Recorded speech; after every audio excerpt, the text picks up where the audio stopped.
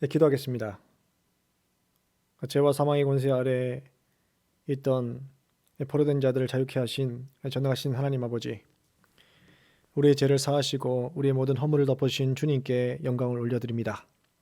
하루의 가장 소중한 시간을 주님 앞에 드리며 말씀 앞에 나온 믿음의 성도들에게 하늘의 신령한 복과 은혜를 허락해 주시고 생명의 능력을 경험하는 복된 은혜의 시간 될 수 있도록 인도하여 주시옵소서. 우리 삶의 주인 되신 우리 구주 예수 그리스도의 이름으로 간구하옵나이다. 아멘. 오늘의 말씀은 스가랴서 1장의 말씀입니다. 스가랴 선지자는 학개와 마찬가지로 바벨론 포로에서 귀환하여 예루살렘에 살고 있는 귀한 백성들과 함께 활동했던 포로 귀환 이후의 선지자입니다. 스가랴의 이름 뜻은 여호와께서 기억하신다라는 이름 뜻을 지니고 있습니다. 스가랴의 할아버지는 잇도로 처음 바벨론에서 돌아온 제사장들 가운데 한 사람으로 추정되는데 한 제사장 집안의 리더로 등장합니다. 스가랴의 아버지 베레기야는 다른 데서 이름이 나오지 않는 것으로 보아 일찍 사망한 것으로 학자들은 추정합니다. 실제로 스가랴가 환상을 볼 때 잇도의 손자라고만 기록되고 있습니다. 여호와의 말씀이 스가랴에게 임한 시기는 주전 520년에서 518년경에 이루어졌습니다. 성전 재건을 위한 공사가 오랫동안 중단되었다가 다시 시작된 시기와 깊은 연관을 지니고 있는 것이죠. 스가랴 선지자는 학개 선지자와 동시대의 예언을 하였습니다. 스가랴는 낙담에 있는 귀한 백성들에게 그들의 운명에 결정적인 전환이 있을 것을 예언하면서 모든 불의에서 돌아서도록 강력한 회개를 촉구하고 있습니다. 스가랴서의 특징은 과거의 예언자들의 예언과 그 말씀들을 자주 비유적으로 인용하고 있습니다. 이를 통해서 귀한 백성의 내적인 위기를 넘도록 격려와 위로의 메시지를 전해주고 있는 것이죠. 스가랴 역시 학개 선지자와 마찬가지로 정치 지도자와 종교 지도자 한 사람의 출현, 그의 운명과 밀접한 관계된 예언을 전하고 있습니다. 그는 바로 바사 제국이 세웠던 스룹바벨을 가리키는 것이죠. 스가랴는 처음에는 이 스룹바벨이 구원자 대신 메시아로 생각하였습니다.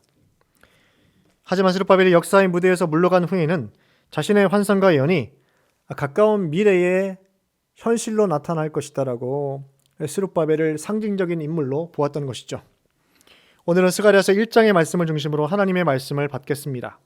스가랴 1장의 구조는 크게 세 부분으로 구분되고 있습니다. 1절부터 6절까지는 선조들의 예언을 통한 회개 촉구를 전하고 있습니다.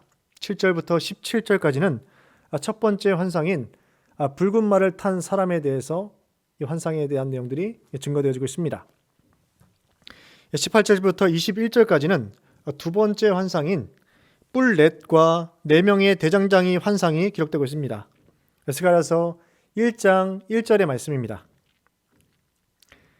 다리오 왕 제2년 8째 달에 여호와의 말씀이 잇도의 손자 베레게의 아들 선지자 스가랴에게 임하니라 이르시되.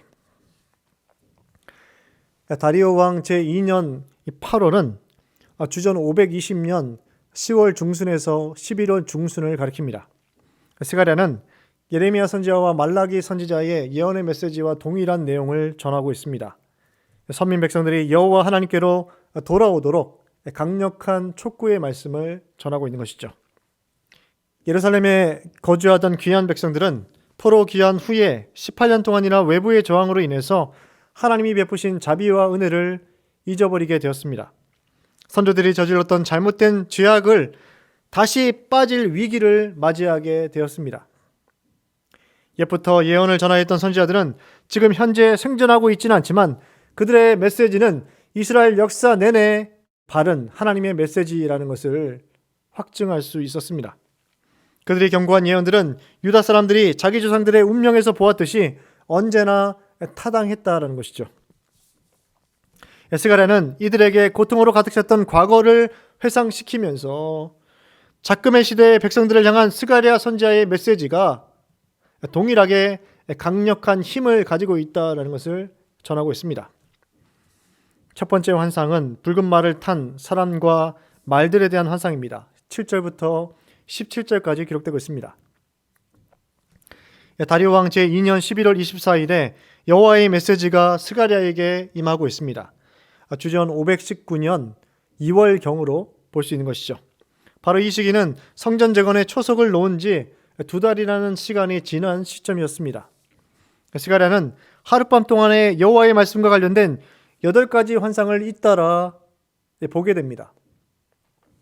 여기서 환상은 스가랴 선지자가 꿈을 꿨던 것이 아니라 그의 정신과 그의 의식이 완전한 채 영적으로 하나님이 보이신 그 환상을 체험하게 된 것을 가리키고 있습니다. 첫 번째 환상의 내용이 등장하죠.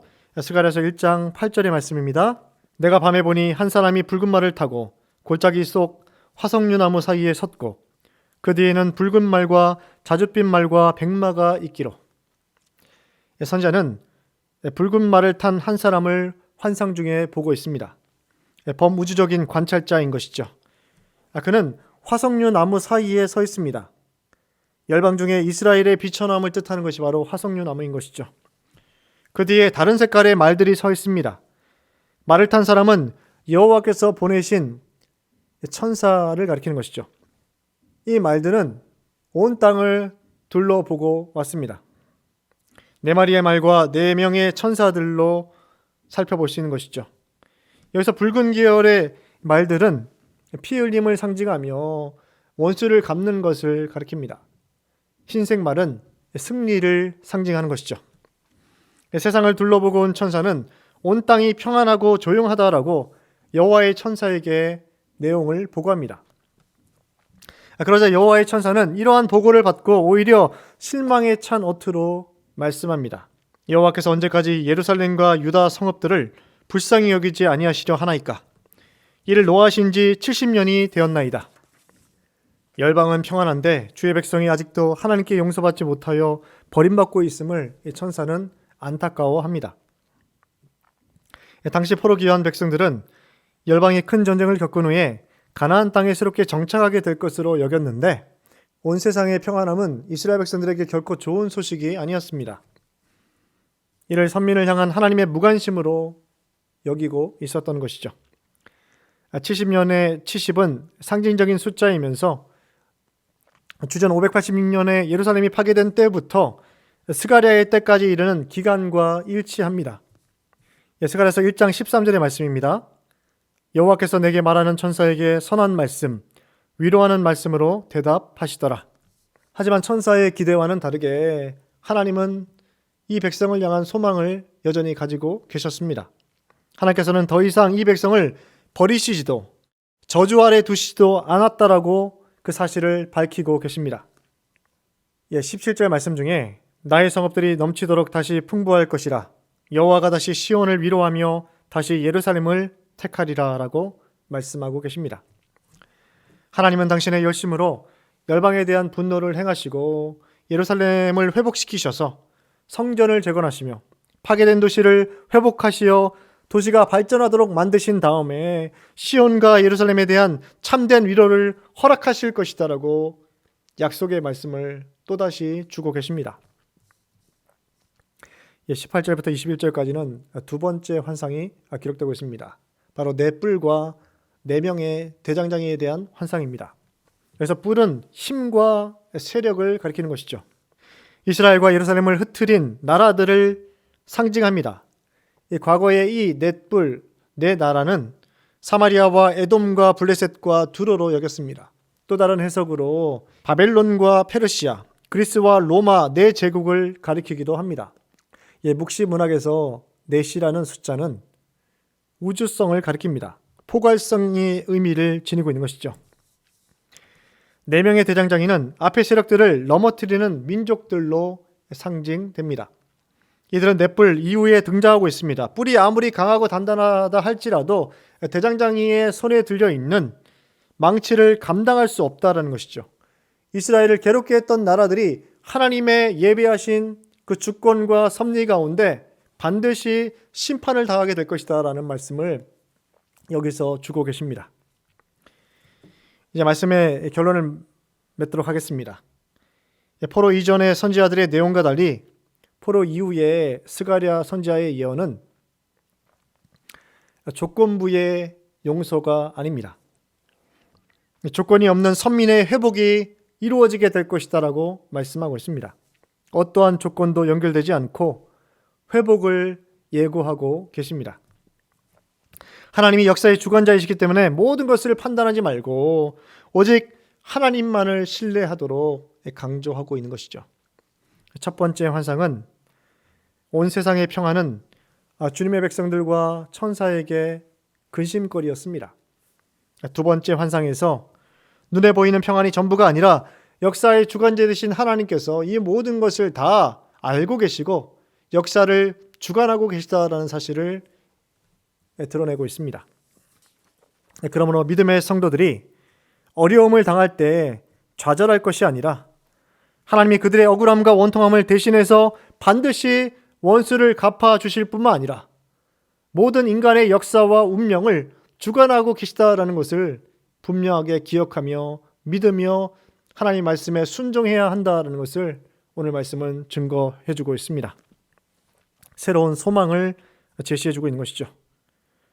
오늘 하루 역사의 주관자 되신 하나님 앞에 겸손히 삶을 의탁하시고 주님의 인도하심을 간구하시며 하나님의 영광을 위한 삶을 살아가시는 귀한 축복된 한 날을 보내시기를 간절히 축원합니다. 기도하겠습니다. 오늘 세 가지의 기도 제목으로 함께 기도하겠습니다. 첫째로 역사의 주관자 되신 하나님을 신뢰하며 겸손하게 인내하며 맡겨진 사명을 감당하는 믿음의 성도들이 될 수 있도록, 두 번째로 교회 회복을 위해서 기도하실 때 담임 목회자 청빙이 순탄하게 진행될 수 있도록, 또 항정직 선거를 통해서 귀한 믿음의 일꾼들이 세워질 수 있도록, 세 번째로 환우들에게 치유하는 강선을 비춰주실 수 있도록 우리 선교사님들과 당회원들과 우리 성도님들의 강건함을 위해서 이 시간 함께 기도하도록 하겠습니다.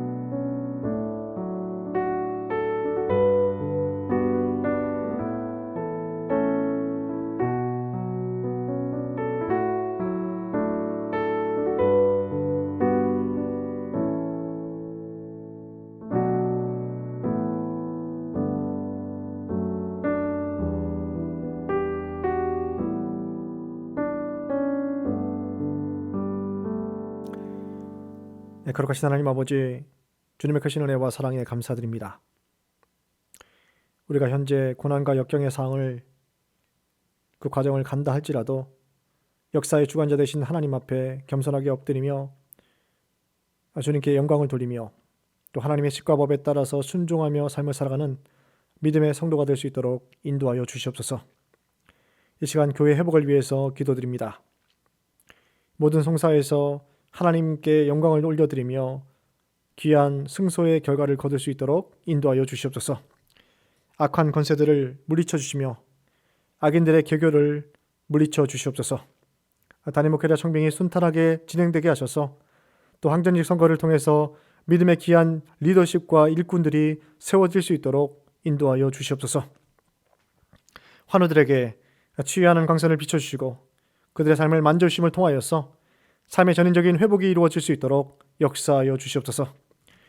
이 조남의 선교사님의 건강을 지켜주시고 또 모든 당회원들과 올로 목사님의 가정을 강건케 인도하여 주시옵소서.